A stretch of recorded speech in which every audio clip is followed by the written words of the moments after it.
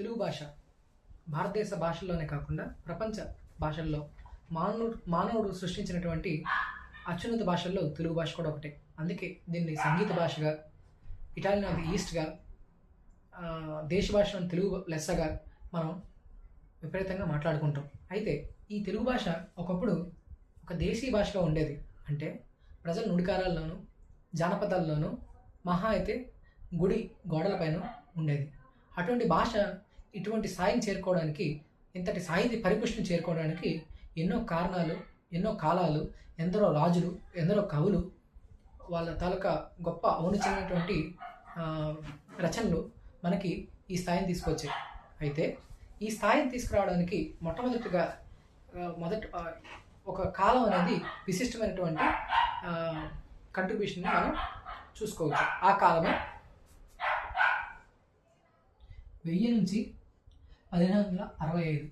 నిజానికి మొట్టమొదటి తెలుగు శాసనం ఎర్రగుడి శాసనంలో కేవలం తెలుగు పదాలు మాత్రం మనం చూడగలిగాం. అంతకుముందు హాలివుడ్ రాసినటువంటి గాల సప్తశతిలో కొన్ని తెలుగు పదాలను చూడగలిగాం. కానీ ప్రజలు ఫ్రీగా మాట్లాడుకోవడానికి, వాళ్ళ భావాన్ని వ్యక్తపరచుకోవడానికి, సౌందర్యవంతంగా మాట్లాడుకోవడానికి, సాంఘిక పరిస్థితుల్ని, ఆర్థిక పరిస్థితుల్ని, చరిత్రను, భౌగోళిక పరిస్థితుల్ని విశేషంగా సాహితీపూర్వంగా మారడానికి మాత్రం ఈ యుగం అనేది మనకి మేజర్ రోల్ ప్లే చేస్తుందని చూసుకోవచ్చు. ఈ యుగంలో వచ్చినటువంటి రాజులు, కవులు, పరిస్థితులు ఇటువంటి సాహిత్య పరిపుష్టికి గల కారకాలు.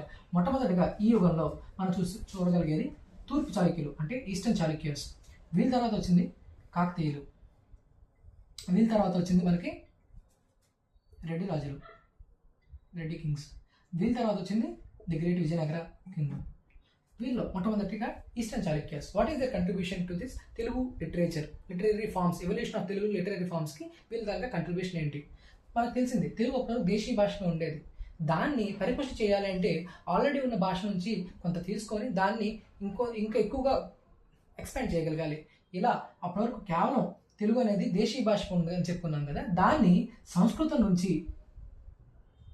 పరిపుష్టి చేయడం జరిగింది, సాంస్క్రిట్ నుంచి. దీనికి గల కారణం ఏంటంటే, ఒక రోజున ఈస్టర్న్ చాళుక్యాస్లో గొప్ప రాజు అయినటువంటి రాజరాజ నరేంద్రుడు మొట్టమొదటి తెలుగు కవి, ఆంధ్ర కవి అయినటువంటి నన్నయ్యని పిలిపించి మహాభారతాన్ని, సంస్కృతంలో ఉన్నటువంటి మహాభారతాన్ని ఆంధ్ర మహాభారతంగా చేయమన్నాడు. అంటే ఆంధ్రీకరించమన్నారు, తెలుగులో రాయమన్నారు. This is the first evolution or this is the first stepping stone for making such a grandeur Telugu from a near desi language. ఏం చేశారు అంటే, నన్నయ్య గారు తెలుగుకి తత్సమ అంటే సంస్కృత పదాలను, అప్పటివరకున్న దేశీ పదాలను కలిపి తెలుగులోకి నొప్పింపు చేశారు. ఇదే తర్వాత ఆయనటువంటి గ్రామర్ బుక్ రచించారు కదా, తెలుగు మొట్టమొదటి గ్రామర్ పుస్తకం ఆంధ్ర శబ్ద చింతామణి. ఈ ఆంధ్ర శబ్ద చింతామణిలో ఈ ప్రాసెస్ ద్వారానే ఆ పుస్తకాన్ని తయారు చేశారు. ఈయన ఆంధ్ర మహాభారతాన్ని 2.5 పర్వాలు రచించారు. ఇలా తెలుగు అత్యున్నత స్థితికి వెళ్ళడానికి మొట్టమొదటి అడుగు ఇక్కడ పడింది. ఇదే కాకుండా ఈ కాలంలో ఉన్నటువంటి రాజుల పరంగా చేసుకున్నటువంటి గొప్ప కంట్రిబ్యూషన్ ఏంటి అంటే, ఎన్నో రకాలైనటువంటి శాసనాలని అందించారు. ఉదాహరణకి అద్దంకి శాసనం, తర్వాత విప్పర్ల శాసనం, తర్వాత గుణ విజయాదిత్యం తాలూకా శేషపద్యాన్ని కలిగినటువంటి శాసనం. మొట్టమొదటిసారి తెలుగులో అత్యధికమైన పదాలను సంస్కృతంలో నుంచి కాకుండా స్వయంగా తెలుగు పదాలను తెచ్చినటువంటి శాసనం కూడా ఈ గుణ విజయాదిత్యం తాలూకా శాసనమే. అలాగే మాంగి యువరాజు శాసనం, విజయవాడ శాసనం, ఇలా ఎన్నో శాసనాల ద్వారా రాజులే తెలుగుని పట్టుకొని ప్రజల్లోకి తీసుకెళ్ళడం జరిగింది. ఇలా this great royal patronize for Telugu has started from this era. Then later on there is also a peculiar unique contribution from this era, that is మొట్టమొదటిసారి ఈ కాలంలో రేనాడ్ చోళులు, ఇదే కాలంలో ఉన్నటువంటి రేనాడ్ చోళులో మొట్టమొదటిసారి తెలుగులో అచ్చ తెలుగును వాడటం మొదలుపెట్టారు. శివకవులు అనేవాళ్ళు ఈ అచ్చ తెలుగు కవిత్వాన్ని మొట్టమొదటిసారి తీసుకొచ్చారు. ఇలా ఒక రూపంలో ఒక తెలుగు అనేది మోడర్న్ ఫామ్లో సాహితీపరంగా ఎక్స్పాండ్ అవడానికి ఈ కాలం మొదలైంది. ఇలా తెలుగుకి మొట్టమొదటిసారి సాహితీ పరిపుష్టిని అందించడంలో మొదటి చేయి వేసింది ఈస్టర్న్ చాళుక్యస్ అయితే, తూర్పు చాళుక్యులు అయితే ఆ చేతిని అలానే అందిపించుకొని ఇంకా పరిపుష్టి చేయడానికి నడుం బిగించిన వాళ్ళు కాకతీయులు. ఈ కాలంలో రాజులే కాక, కవులే కాక, పరిస్థితులు కూడా తెలుగు పరిపుష్టికి ఎంతగానో కృషి చేశాయి. ఉదాహరణకు రాజుల్లో తీసుకుంటే గోన బుద్ధారెడ్డి కానీ, కాకతి రుద్రుడు కానీ, స్వయాన కవులు, తెలుగు కవులు. ఉదాహరణకు తెలుగులో ఉన్నటువంటి మొట్టమొదటి రామాయణం, రంగనాథ రామాయణాన్ని గోన బుద్ధారెడ్డి రచించారు. కాకతీయ రుద్రుడు కూడా తెలుగుకి ఆయన రచన ద్వారా ఎంతోగానో కృషి చేశారు. అయితే ఈ కాలంలో కవులే కాదు, రాజులే కాదు, ఎంతోమంది గొప్ప కవులను కూడా మనం చూడొచ్చు. ఉదాహరణకు ఇక్కడ 2.5 పర్వాలు మాత్రమే పూర్తయ్యాయి కదా ఆంధ్ర మహాభారతం అనేది. మిగిలిన 15 పర్వాలను పూర్తి చేసినటువంటి గొప్ప కవి, గొప్ప వాళ్ళు తెలుగులోని గొప్ప కవుల్లో ఒకరు తీసుకుంటే వాళ్ళు తిక్కన సోమయాజులు.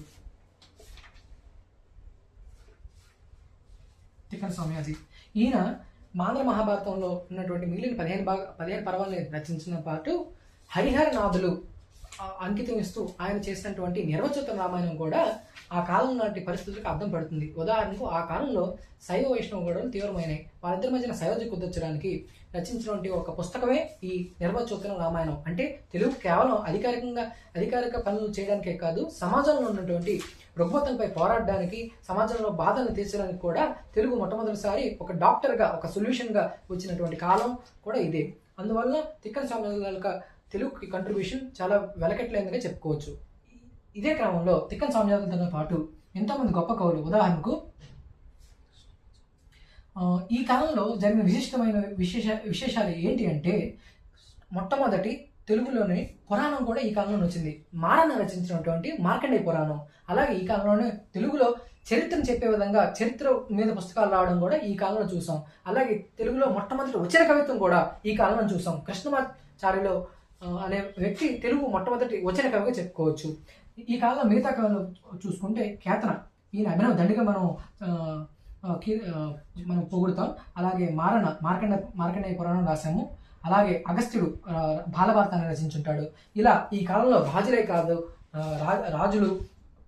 రాజులు కవులుతో పాటు పరిస్థితులు కూడా ఎంతగానో తెలుగు ఔన్నత్యానికి కృషి చేసాయి, తెలుగు సాహిత్యానికి కృషి చేసాయి.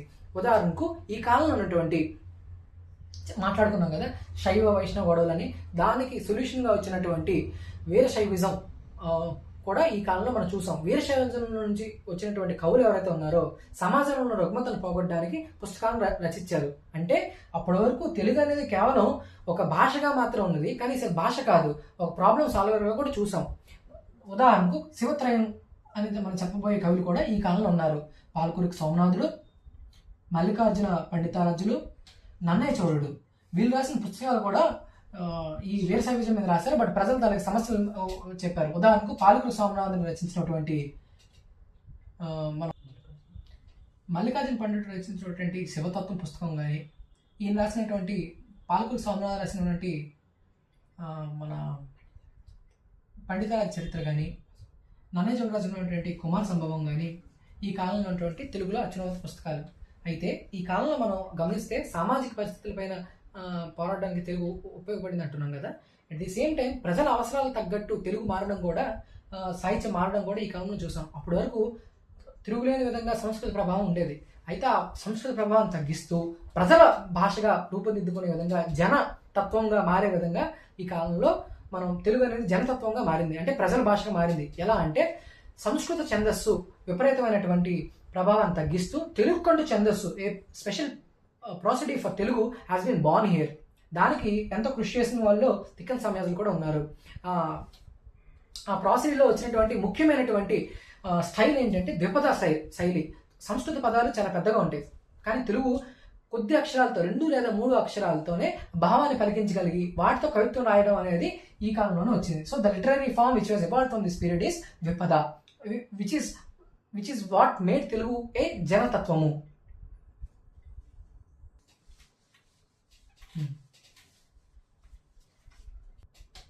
ఇలా కాకతీయులు తీసుకొస్తున్నటువంటి ఒక రెవల్యూషనరీ పోయిటరీ, రెవల్యూషనరీ స్టైల్ తెలుగుని కంటిన్యూ చేస్తూ వచ్చిన వాళ్ళు రెడ్డి రాజులు. ఈ కాలంలో ఎలాగే మనం ముందు చెప్పిన ఫ్రేమ్వర్క్ ప్రకారమే రాజులు, కింగ్స్, అలాగే పోయిట్స్, అలాగే వాళ్ళ సిచ్యువేషన్స్, ఈ 3 కూడా తెలుగు తాలూకా సాహితీ హైయెస్ట్ లిటరరీ స్టేజ్కి వెళ్ళడానికి కారణమైనవి. ఉదాహరణకు రాజుల్లోనే స్వయాన వీళ్ళు కూడా రాజులు ఉన్నారు. ఉదాహరణకి పెదకోమటి వేమారెడ్డి తెలుగులో ఉన్నటువంటి చాలా మంచి పుస్తకాలు రాశారు. ఉదాహరణకు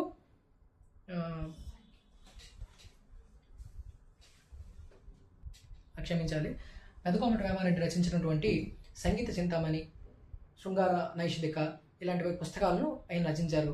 ఈయనే కాకుండా వేరు రాజులు కూడా తెలుగు సాహిత్యాన్ని కృషి చేశారు. అయితే ఈ కాలంలో వచ్చినటువంటి పోయిట్స్ ఎవరైతే ఉన్నారో అప్పటి వరకు తెలుగు చూడనటువంటి వైవిధ్యమైనటువంటి పోయిటరీని తెలుగుకి అందించారు, లిటరీ ఫార్మ్స్ అందించారు. ఉదాహరణకు one of the greatest of Telugu poetries ఇక్కడ ఉన్నారు. శ్రీనాథుడు, పోతన, ఎర్రన, నిశంక గోమన, గౌరన, ఇలా ఎంతోమంది కవులు ఉన్నారు. అయితే వీళ్ళు ముఖ్యంగా వీళ్ళు తెలుగుకి అందించినటువంటి లిటరీ కంట్రిబ్యూషన్ ఏంటంటే, లిటరీ ఫార్మ్స్ ఎవల్యూషన్కి వీళ్ళు కంట్రిబ్యూషన్ ఏంటంటే శ్రీనాథుడు. అప్పటి వరకు తెలుగు భాష అనేది కేవలం రాజును పొగడడానికి కోసం, మతం కోసం రాసేవాళ్ళు.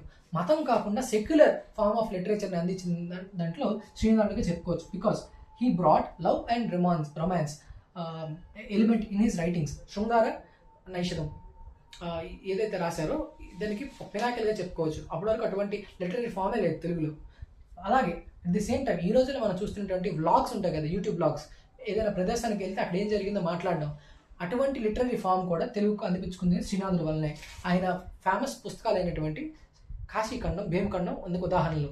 అలాగే అట్ ది సేమ్ టైం ఒక హిస్టారికల్ ఆస్పెక్ట్లో ఒక సామాజిక పరిస్థితిని చెప్పడం కూడా లిటరీ ఫామ్గా తెలుగుకి అందించింది కూడా శ్రీనాథుడే. ఉదాహరణకు పల్నాటి వీర చరిత్ర, అప్పటి శైవ వైష్ణవ గొడవలు లేదా వీరశైవులు వీర వైష్ణవులు మధ్యన గొడవలను చిత్రీకరిస్తూ చెప్పినటువంటి చరిత్రలో ఇది కూడా ఒకటి.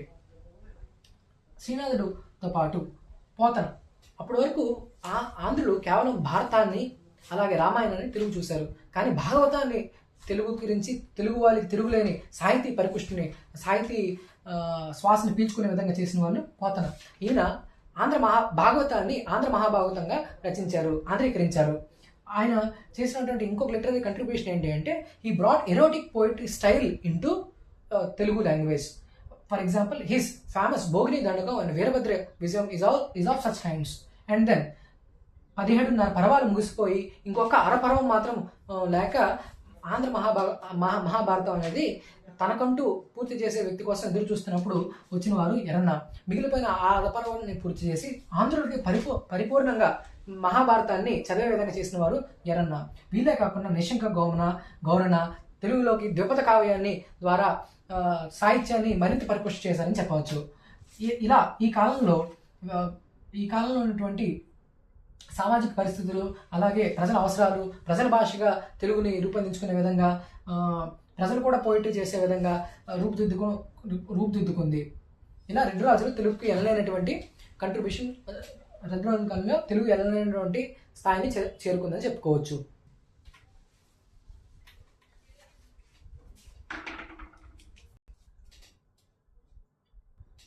ఒక రకంగా తెలుగు భాష అనేది ఎవల్యూషనరీ ఈ ఫేజ్లో 1000 నుంచి 500 చూసుకుంటే ఇలా మొదలైతే ఈస్టర్న్ చాళుక్యాస్, కాకతీయులు దాన్ని ఇలా తీసుకెళ్తే, రెడ్డి రాజులు దాన్ని అలా ఉంచుకుంటే హైయెస్ట్ జెనిత్కి వెళ్ళింది మాత్రం విజయనగర రాజుల్లోనే చెప్పుకోవచ్చు. ఎందుకంటే చిరస్థాయిగా తెలుగు సాహిత్యం అనేది ఉండిపోవడానికి, తెలుగులో అత్యద్భుతమైన రీతులు, లిటరీ ఫార్మ్స్ రూపొందించుకోవడానికి, తెలుగు యొక్క బ్యూటీని, నిజమైన బ్యూటీని అందిపుచ్చుకోవడానికి కూడా విజయనగర రాజుల్లోనే మనం చూస్తున్నాం. ఉదాహరణకు విజయనగర రాజుల్లో ఎంతోమంది రాజులు కృషి చేశారు. రాజులతో పాటు ఎక్కువ మంది కవులు ఉన్నారు మనకి.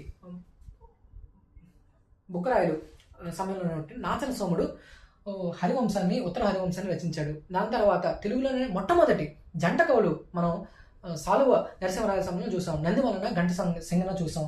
అలాగే విజయనగర రాజుల్లో అత్యున్నత సాహితీ పరిపుష్టి ఎప్పుడు జరుగుతుంది మనందరికీ తెలిసిందే, ఆంధ్ర భోజుడు శ్రీకృష్ణదేవరాయల సమయంలో. ఈయన ఇటువంటి కోర్ట్ గ్యాదరింగ్ కాంగ్రిగేషన్ మనం భువన విజయం అని పిలుచుకుంటాం. ఈ భువన విజయంలో ఉన్నటువంటి రచయితలందరూ కూడా, కవులందరూ కూడా తెలుగు అభ్యున్నతికి మనం తెలుగులో స్వర్ణయుగాన్ని ఈ కాలమే అందించింది అనే విధంగా ఉదాహరణగా చెప్పుకోవడానికి వీళ్ళే కారకులు.